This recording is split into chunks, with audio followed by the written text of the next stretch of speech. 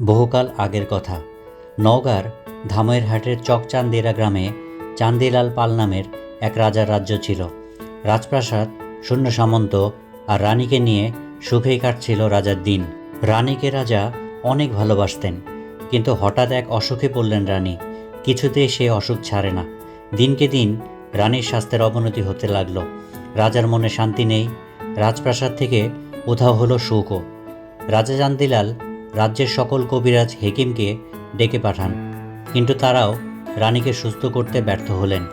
এরপর পাশের রাজ্যের এক দক্ষ হেকিমের খোঁজ পান রাজা। তিনি হেকিমকে নিজ রাজ্যে আসার আমন্ত্রণ জানান। হেকিম সমস্ত পরীক্ষা নিরীক্ষা করে বললেন, রানীর অসুখ অনেক কঠিন। সারাতে হলে রাজাকে ৩৬৫টি পুকুর খনন করতে হবে, আর প্রতিদিন এক একটি পুকুরে রানীকে গোসল করাতে হবে, তবেই সুস্থ হবেন রানী।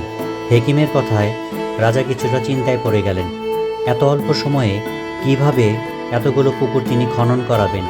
কিন্তু তিনি যে রানীকে অনেক ভালোবাসেন, তাই এই অসাধ্য সাধনে রাজ্যের সকল প্রজাকে নামিয়ে দিলেন পুকুর খননের কাজে। প্রতিদিন একটি করে পুকুর খনন করা হয়, আর রানী সেখানে এসে গোসল করেন। এভাবে এক বছরে ৩৬৫টি পুকুরে গোসল করার পর রানী সুস্থ হন। কালের বিবর্তনে হারিয়ে গেছে সেই রাজা, রাজ্য আর রাজপ্রাসাদ, কিন্তু রানীর প্রতি রাজার ভালোবাসার নিদর্শনস্বরূপ পুকুরগুলো রয়ে গেছে ইতিহাসের সাক্ষী হয়ে। রাজা চান্দিলাল পাল ঠিক কবে এই অঞ্চল শাসন করেছেন, ইতিহাস গবেষকরা এ বিষয়ে নির্দিষ্ট কোনো মতামত প্রদান করতে পারেননি।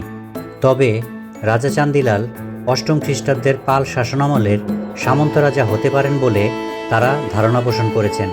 পুকুরগুলোর খনন নিয়ে গবেষক বৃন্দের ভিন্ন মত রয়েছে। সবচেয়ে গ্রহণযোগ্য মত অনুযায়ী পুকুরগুলো সব এক আমলের নয়। কিছু আছে পাল শাসনামলের, আর কিছু আছে মুসলিম বা মুঘল শাসনামলের। খাবার পানির চাহিদা মেটাতে কিংবা কৃষি জমিতে সেচ দিতে পুকুরগুলো ব্যবহৃত হতো। অন্য একটি গবেষণা মতে সেচ কিংবা খাবার পানির জন্য একসাথে এত পুকুর খননের কোনো যৌক্তিকতা নেই, কারণ চকচান্দিরা গ্রামের পাশেই ঘুকশির বিল। একসময় সেই বিলে সারা বছরই পানি থাকত।